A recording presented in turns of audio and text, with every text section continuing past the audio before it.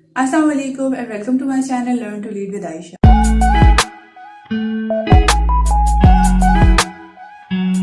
आज हम पढ़ेंगे Great Depression between the two worlds. Great Depression of 1929 was an event जो कि दो वर्ल्ड वॉर्स के बीच में था, तो इसलिए it can not be left out, इसको भी डिस्कस करना जरूरी है। So what was the road to Great Depression? सबसे पहले अगर हम लोग देखें तो अमेरिकन इकोनॉमी अर्ली 1920s में बहुत ज्यादा फ्लरिश कर रही थी, गुड्स बहुत ज्यादा प्रोड्यूस हो रही थी और एक्सपोर्ट भी हो रही थी। लेकिन टूवर्ड्स द लेट 1920s, 1927 की अगर हम लोग बात करें तो उस टाइम पे अमेरिकन गुड्स ओवर प्रोड्यूस हो रही थी। एग्रीकल्चरल सेक्टर और जो फैक्ट्रीज थी वो ज्यादा गुड्स प्रोड्यूस करने लग गई थी।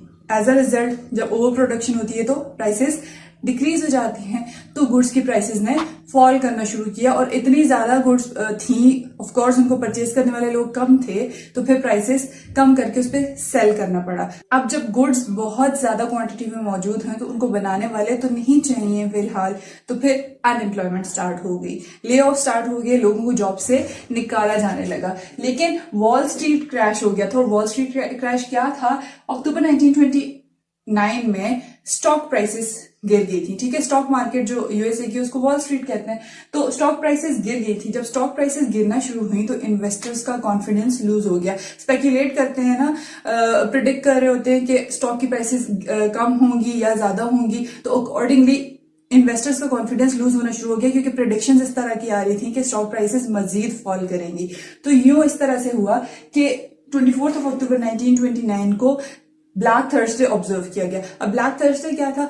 बहुत सारे लोगों ने अपने शेयर्स सेल करने शुरू कर दिए। अब जब शेयर्स सेल किए जाते हैं तो जो स्टॉक मार्केट होती है, शेयर्स की जो मार्केट होती है, उसमें शेयर्स का सरप्लस हो जाता है। अब शेयर्स ज्यादा हो गए हैं तो अब उनकी प्राइसेस भी फिर कम होंगी। जो भी चीज ज्यादा क्वांटिटी में प्रोड्यूस हो रही है उसकी प्राइसेस फॉल होंगी। फिर क्या हुआ? 28 अक्टूबर को ब्लैक मंडे और 29 अक्टूबर को ब्लैक ट्यूसडे ऑब्जर्व किया गया। यानी कि ये तीनों दिन ऐसे थे जिनमें बहुत ज्यादा क्वांटिटी में शेयर्स लोगों ने अपने सेल किए, क्योंकि उनको पता था कि अगर प्राइसेस डिक्रीज हो जाती हैं तो हम लोगों को उस परसेंटेज में प्रॉफिट भी नहीं मिलेगा, और कल को जब हमने सेल किए तो जितनी प्राइस में हमने खरीदे हैं उससे कम पे सेल करने पड़ेंगे, तो हमें लॉसेज होंगे।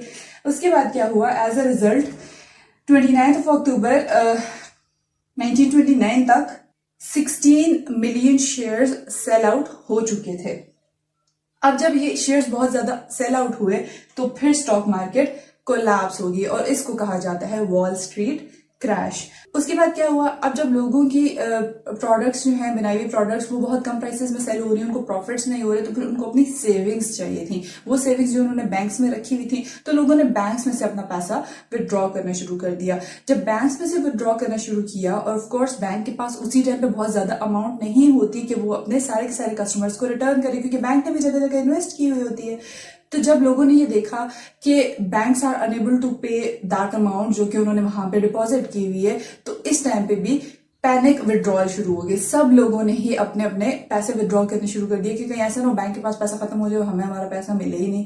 तो एज अ रिजल्ट बैंक्स भी बिल्कुल रुइन होके रह गए। उसके बाद क्या हुआ? अब गवर्नमेंट ने इंटरवीन किया। किस तरह से? United States of American government ने इंटरवीन करके पॉलिसी दी थी। वो क्या दी थी वो देख लेते हैं। अब यूएस इन्वेस्टर्स ने पहले क्या किया? अब यूएस इन्वेस्टर्स देख रहे हैं वॉल स्ट्रीट क्रैश हो चुका है, अपनी स्टॉक मार्केट क्रैश हो चुकी है, तो जो फॉरेन लोन्स दिए हुए यूनाइटेड स्टेट्स ऑफ अमेरिका ने, स्पेसिफिकली अगर हम लोग जर्मनी की बात करें, वर्ल्ड वॉर 1 में हम लोगों को पता है, हम पढ़ चुके हैं कि जर्मनी बहुत ज्यादा इकोनॉमिकली डिप्लोरेबल सिचुएशन में चला गया था। तो फिर यूनाइटेड स्टेट्स ऑफ अमेरिका ने लोन्स दिए थे जर्मनी को, ताकि इकोनॉमी स्टेबलाइज हो सके, और यही अमाउंट ऑफ लोन यूज करके अपने इंपोर्ट्स के लिए जर्मनी पेमेंट करता था। लेकिन अब जब अपने विड्रॉ करने शुरू कर दिया वापस loans United States of America ने, तो जर्मन इकोनॉमी एकदम से फिर से कोलैप्स कर गई, क्योंकि अब जर्मन इकोनॉमी के पास पैसा नहीं था कि जो जो चीजें इंपोर्ट की हुई हैं उनके लिए पे बैक कर सके।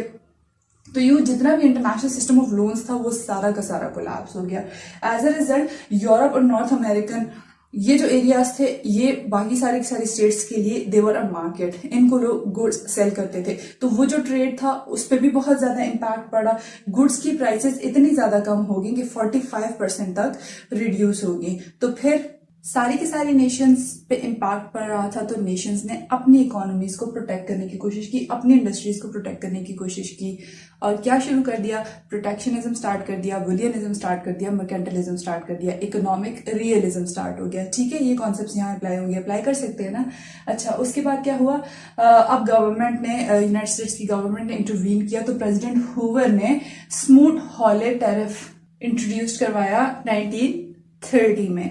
अब इसके अकॉर्डिंग क्या था, जितनी भी इंपोर्ट्स हैं, यही होता है ना प्रोटेक्शनिज्म में कि इंपोर्ट्स के ऊपर ज्यादा से ज्यादा टैरिफ्स लगा या फिर और डिफरेंट पॉलिसीज के जरिए इंपोर्ट्स को डिस्करेज किया जाए। एक्सपोर्ट्स तो अब ज्यादा इंक्रीज नहीं हो सकती थी, लेकिन ये करने की कोशिश की गई कि अपने ही स्टेट के अंदर बने हुए गुड्स खुद ही लोग खरीदें ताकि इकोनॉमी को उठाया जा सके, वापस फ्लरिश करवाया जा सके। तो फिर 42 to 50% टैरिफ्स लगा दिए इंपोर्ट्स के ऊपर। एज ए रिजल्ट क्या हुआ, यूरोप ने भी फिर अमेरिकन गुड्स के ऊपर और बाकी स्टेट्स ने आपस में एक दूसरे के गुड्स के ऊपर टैरिफ्स लगा दिए। अब यही यूएस चाइना ट्रेड वॉर में भी हमने देखा था ना, टैरिफ्स लगाना और इन रिटर्न रिस्पॉन्ड में भी टैरिफ्स लगाना। उसके बाद क्या हुआ, ये जो स्मूथ हॉलर टैरिफ जो प्लान दिया था प्रेसिडेंट हूवर ने, this did not work, this made the situation worse.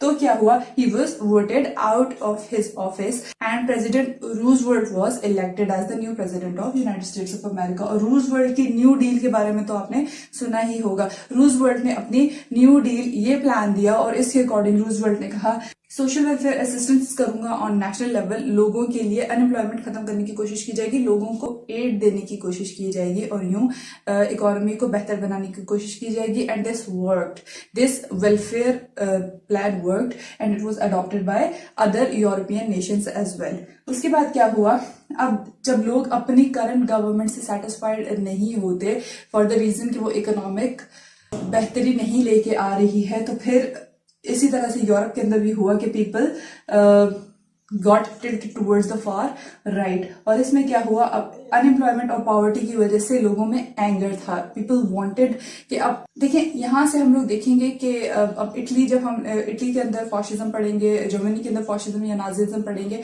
तो फिर उस टाइम पे भी यही टाइम पीरियड चल रहा था। 1920s, लेट 1920s चल रहे थे, फिर 1930s, अर्ली 1930s थे।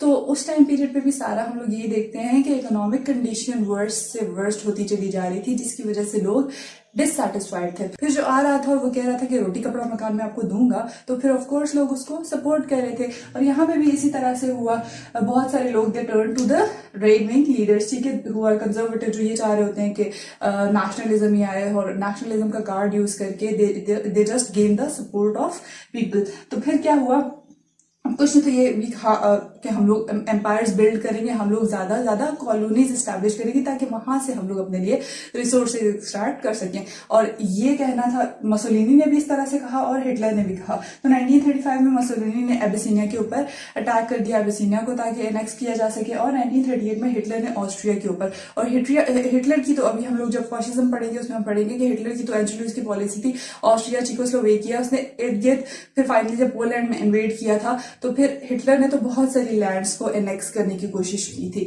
यूं अब क्या हुआ कि एक तरफ मसोलिनी है, वो डिफरेंट स्टेट्स में डिफरेंट लैंड्स को एनेक्स करने की कोशिश कर रहा है, उन पर अटैक कर रहा है। दूसरी तरफ जर्मनी है, वो भी ट्रीटी ऑफ वर्साइल्स को वायलेट करके डिफरेंट एरियाज को एनेक्स करने की कोशिश कर रहा है। तो फिर क्या होता है, ये भी देखा जाता है कि मसोलिनी और हिटलर आपस में पैक्ट भी साइन कर लेते हैं, इन दोनों का अलायंस भी हो जाता है। तो अब फ्रांस और ग्रेट ब्रिटेन फिर इन दोनों के इन मूव्स के ऊपर रिस्पॉन्ड करते हैं, और जब रिस्पॉन्ड करते हैं तो फिर दोबारा the world gets into World War 2। और अब जब वर्ल्ड वॉर 2 स्टार्ट होगी तो आर्मामेंट फैक्ट्रीज में फिर से काम शुरू हो गया, क्योंकि वेपन्स की जरूरत तो थी।